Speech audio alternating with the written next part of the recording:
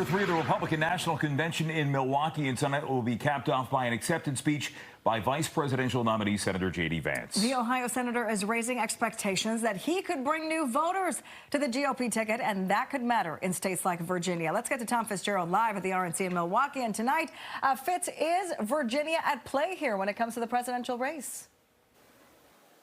Well, there's a growing body of evidence now that it is, in fact, up for grabs. Look, the AP released a poll this morning that sent shockwaves through Democratic circles. Joe Biden won Virginia by 10 points 4 years ago, but the Associated Press reporting this morning that 2/3 of Democrats that they asked now say that they want Biden to step down from the top spot on the Democratic ticket.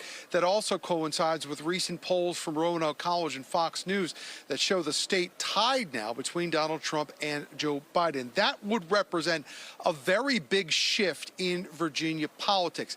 Not only that double-digit win for Biden 4 years ago, but the fact that Trump had never done particularly well in the state in his previous campaigns. Some Virginia Republicans here at the Republican National Convention tell Fox 5 that they believe if Donald Trump does well in Virginia, well, that could go a long way towards helping the prospects of the Republican candidates in both the House and the Senate now running in the Commonwealth. Glenn Youngkin ran and won on that hope, and we are hopeful that we can have policies that enable working men and women in Virginia to raise a family, to succeed in business, and Donald Trump and J.D. Vance represent that spirit, and I think they're going to do very well in Virginia in November. When we left there, it was stable. I mean, it's not like walking downtown Leesburg or anything like that, but it was stable enough. And Joe Biden went in there and caused the whole country to fall apart, and that's what's resonating with American voters. You know, him looking at his watch as caskets were being paraded in front of him.